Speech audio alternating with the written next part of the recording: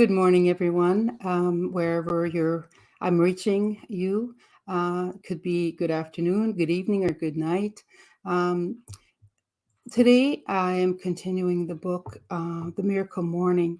As I mentioned before, this book has changed my life greatly.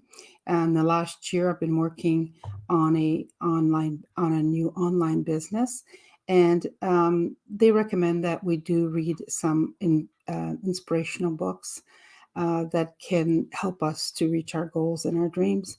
And this particular book, there are a few. So I'm going to start with this one because it has really changed my life in many ways. And I will share that with you at the end of the book. So it should take us maybe 2 weeks to get through the book. It's a very simple book to read.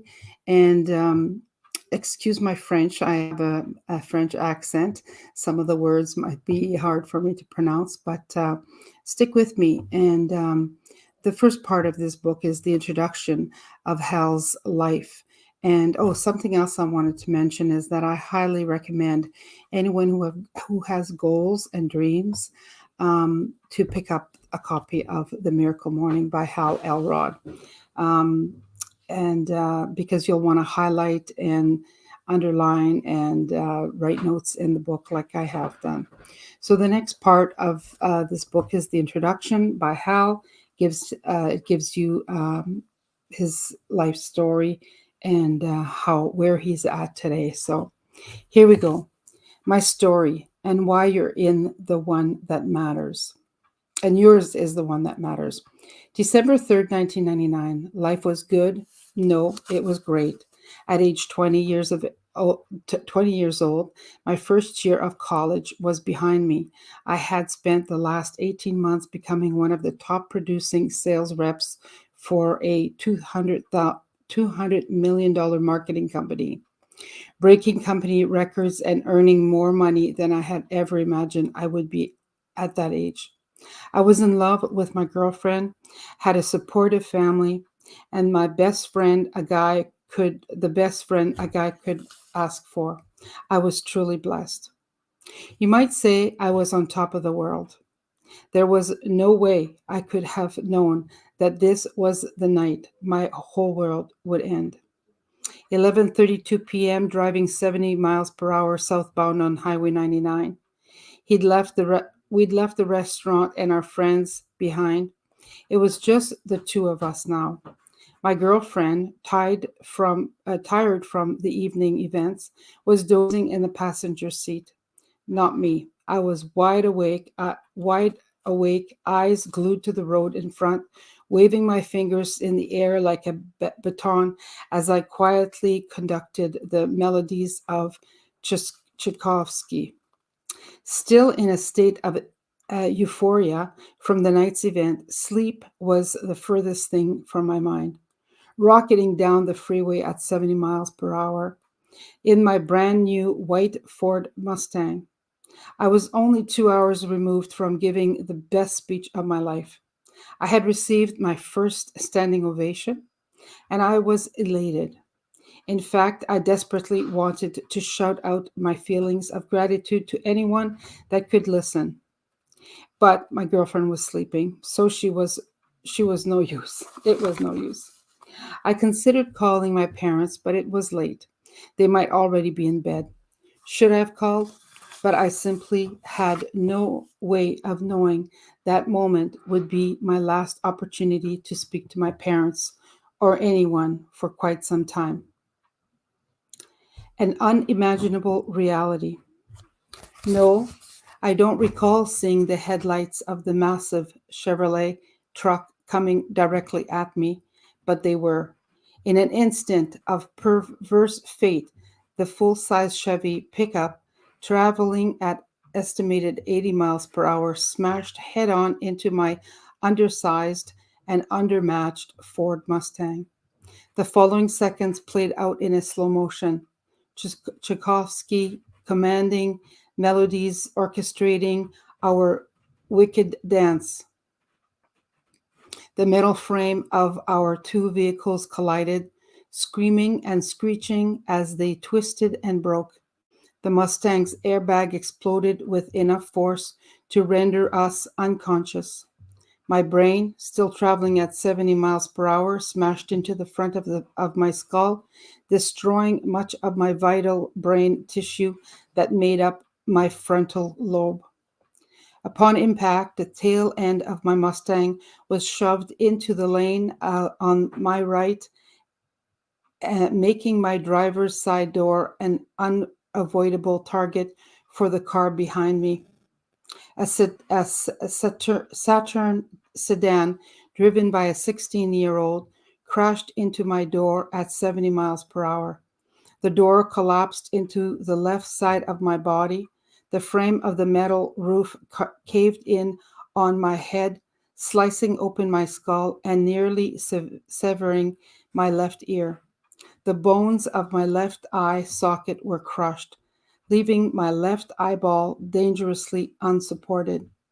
My left arm broke, severing the radial nerve in my forearm and shattering my elbow, while my fractured humerus bone pierced the skin behind my bicep.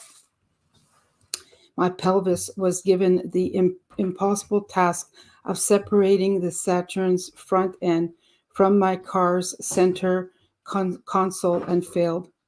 It fractured in three separate places. Finally, my femur, the largest bone in our body, snapped in half, and one end speared through the skin of my thigh and tore a hole in my black dress slacks. Blood was everywhere. My body was destroyed.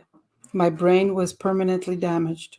Unable to withstand the immense physical pain, my body shut down, my blood pressure dropped, and everything went black as I plunged into a coma.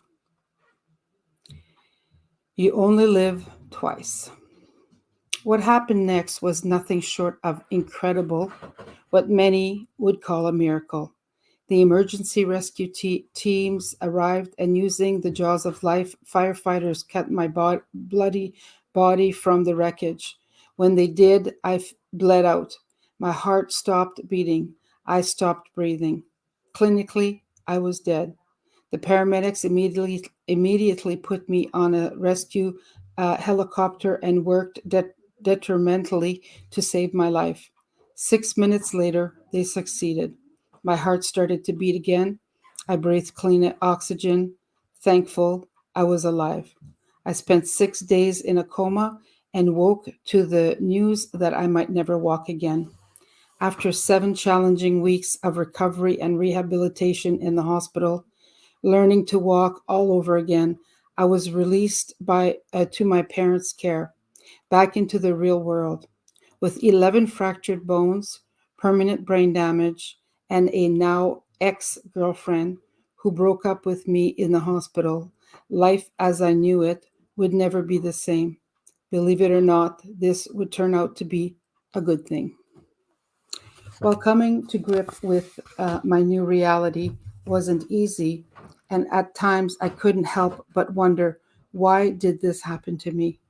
I had to take responsibility for getting my life back instead of complaining about how things should be. I embraced how things were. I stopped putting energy into wishing my life were any different, into wishing bad things didn't happen to me, and instead focused 100% on making the best of what I had. Since I couldn't change the past, I focused on moving forward. I dedicated my life to fulfilling my potential and achieving my dreams so I could discover how to empower others to do the same. And as a result of choosing to be genuinely grateful for all that I had, unconditionally accepting of all that I didn't, and accepting total responsibility for creating all that I wanted, this potentially devastating car accident ultimately became one of the best things that ever happened to me. Hinging on my belief that everything happens for a reason, but that it is our responsibility to choose the most empowering reasons for the challenges, events, and circumstances of our lives. I used my accident to fuel a triumphant comeback. Year 2000, a year that begins with me lying in a hospital bed, broken but not defeated, ends quite differently. Despite not having a car, even less of a short term memory, equipped with every excuse in the world to sit at home and feel sorry for myself, I returned to my sales position at Cutco. I had the best year of my career. I finished number 6 in the company amongst over 60,000 active sales reps. All this while still recovering physically, mentally, emotionally, and financially from my wreck. 2001. Having learned some invaluable life lessons from my experience, it was time to turn my adversity into inspiration and empowerment for others. I started speaking and sharing my story at high schools and colleges. The responses from students and faculty were overwhelmingly positive, and I embarked on a mission to impact youth. 2002, my good friend John Berghoff encouraged me to write a book about my accident to further inspire others. So I started writing. As quickly as I started, I stopped. I'm no writer. Essays in high school were challenging enough, let alone a book. After repeated attempts that always ended with me staring at my computer screen, frustrated, it didn't look like a book was on the cards. I did, however, finish the Calcut top 10 for the second year in a row. 2004. To try my hand at management, I accepted the position as sales manager for the Sacramento Cutco office. Our team went on to finish number 1 in the company and break the all-time annual record. That autumn, I also reached my highest personal sales milestone and was inducted into the company's Hall of Fame. Feeling that I'd accomplished everything I wanted to accomplish with Cutco, it was time to pursue my dream of becoming a professional keynote motivational speaker. I might even write that book that had been swimming around in my head the last couple of years. I also met Ursula. We were inseparable, and I had this feeling that she would be the one. February 2005. Sitting in the audience as at what I intended to be my last Cutco conference, I came to painful realization. I have never fulfilled my potential. Ouch.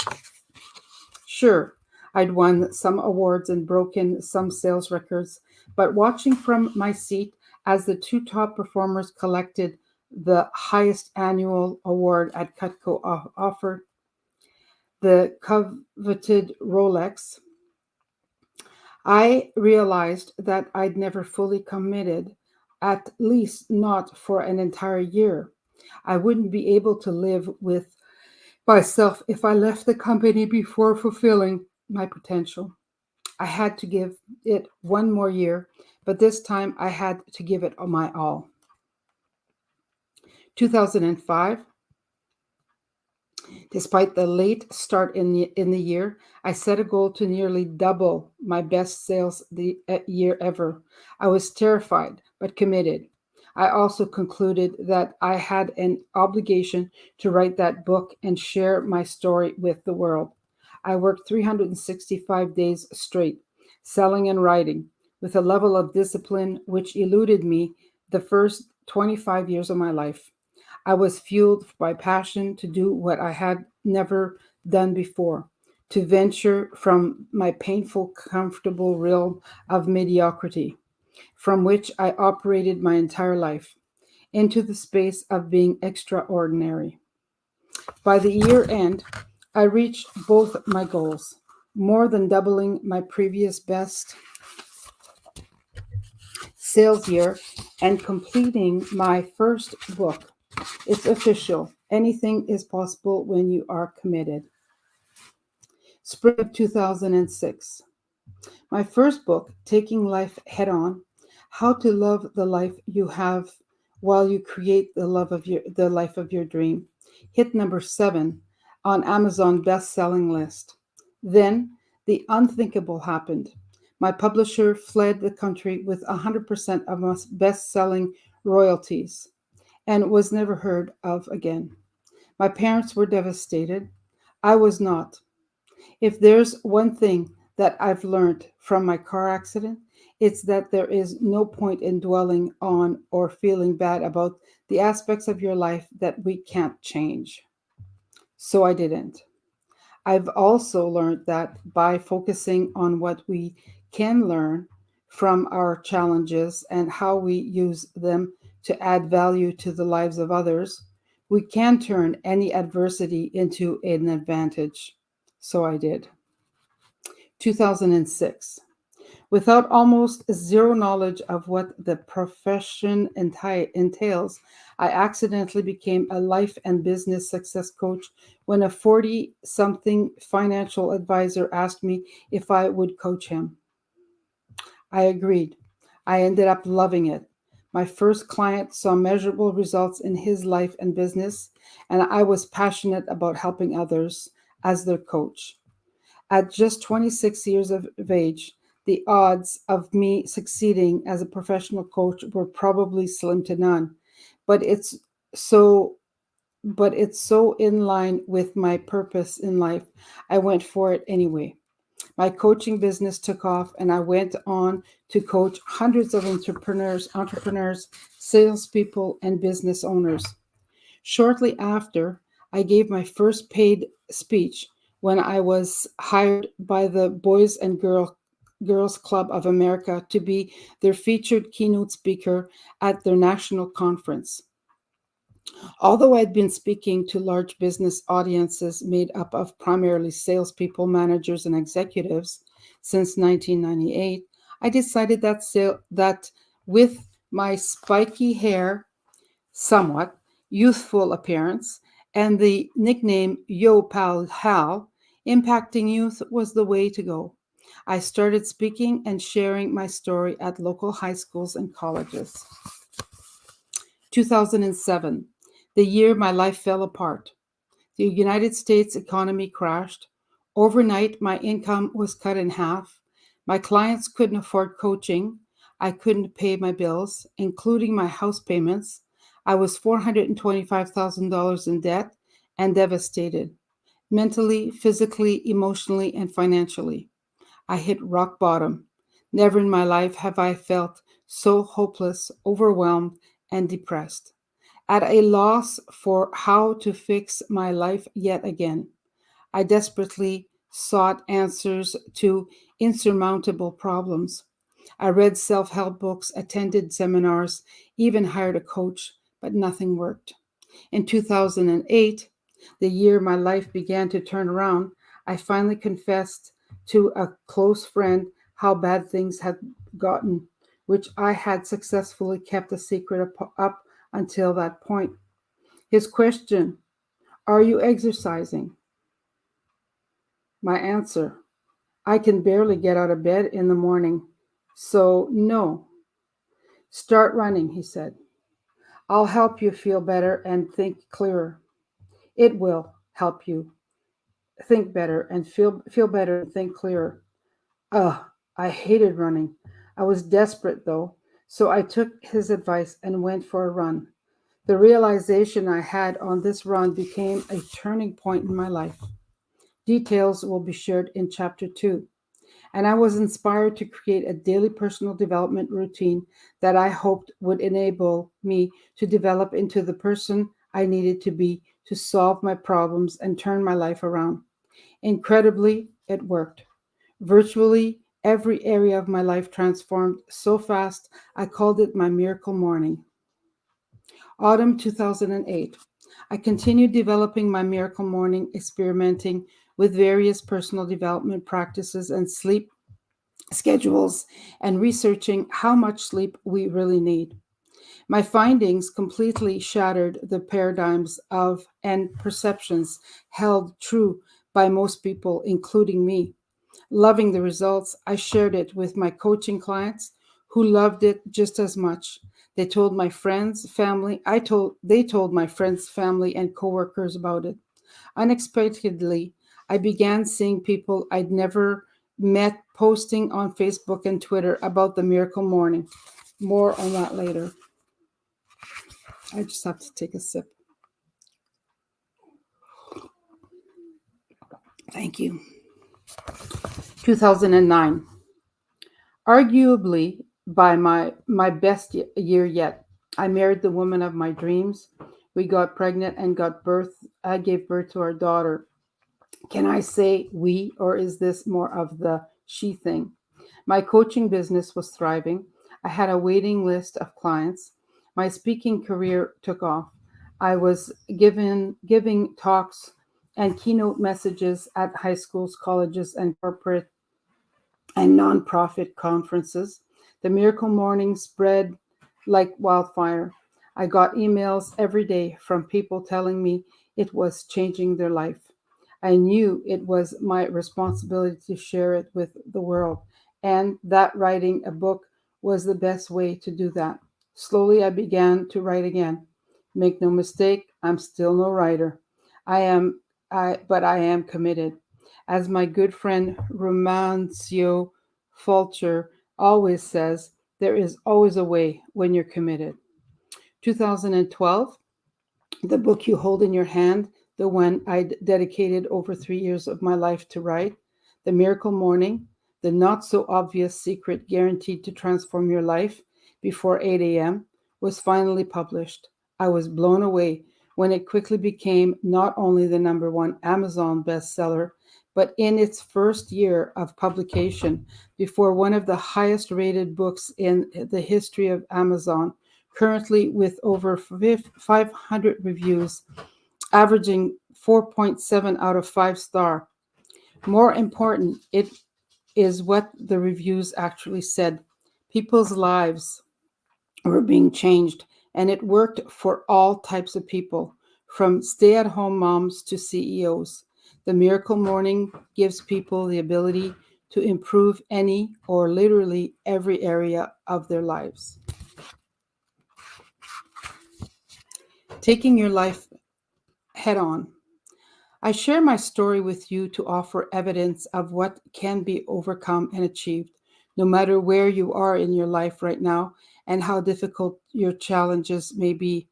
If I could go from being found dead, told I would never walk again, going broke and feeling so depressed that I didn't want to get out of bed in the morning, to creating the life I've always wanted, then there are no legitimate excuses for you not to overcome any legitimate limitations that have held you back from achieving everything you want in your life. None. Zip. Nada. I believe it is crucial for us to embrace the perspective that anything another person has overcome or accomplished is simply evidence that anything, and I mean anything, we need to overcome or want to accomplish is possible for us, no matter what our past or current circumstances. It begins with accepting total responsibility for every aspect of your life and refusing to blame anyone else. The degree to which you accept responsibility for everything in your life is precisely the degree of personal power you have to change or create anything in your life. It is important to understand that responsibility is not the same as blame. While blame determines who is at fault for something, responsibility determines who is committed to improving things. Thinking back to my accident, while my drunk driver was at fault for the crash, I was responsible for improving my life, for making my circumstances what I wanted them to be. It really doesn't matter who is at fault. All that matters is that you and I are committed to leaving the part of the past and making our lives exactly the way we want them to be, starting today. It's your time. This is your story. Know that wherever you are in your life right now is both temporary and exactly where you are supposed to be. You have arrived at this moment to learn what you must learn so you can become the person you need to create the life you truly want, even when life is difficult and challenging, especially when life is difficult and challenging. The present is always an opportunity for us to learn, grow, and become better than we've ever been before. You are in the process of writing your life story, and no good story is without a hero or heroine overcoming their fair share of challenges. In fact, the bigger the challenges, the better the story, since there is no restrictions and no limit to where your story goes from here. What do you want the next page to say? The good news is that you have the ability to change or create anything in your life starting right now. I'm not saying you won't have to work for it, but you can quickly and easily attract and create anything you want for your life by developing into the person who is capable of doing so. That's what this book is about, helping you become the person you need to be to create everything you have ever wanted in your life. There are no limits. Grab a pen. Before you read anything any further, please grab a pen or pencil so you can write in this book. As you read, mark anything that stands out which you may want to come back to later. Underline, circle, highlight, fold the corners of the pages, and take notes in the margins so you can come back and quickly recall the most important lessons, ideas, and strategies. Personally, I used to struggle with this because I am a bit of an obsessive compulsive perfectionist and anal because about keeping my things looking clean and neat. Then I realized that I needed to get over it because the purpose of a book like this one is to not for is not for it to remain untouched, but rather to maximize the value we extract from it. Now I mark up all my books so I can revisit them anytime and quickly recapture all of the key benefits without having to read the entire book again. Okay, with your pen in hand, let's get started. The next chapter of your life is about to begin. And so this finishes that introduction. It is quite long, but worth listening to his story and how we all have struggles. And just when he thought his physical struggles of his accident was going to be the worst one, it was the financial disaster when his I forget what his name is. His agent, I guess, left with all his money, his royalties. And so in life, we just need to know that if we have um, we'll make mistakes, but we have to learn from those mistakes, and that propels us to our successes. So thank you for listening, and we'll see you again tomorrow morning for chapter 1. And it's not long. If it is, I'll know it's not long. So we'll read that tomorrow. Thank you so much. Have a great day and God bless.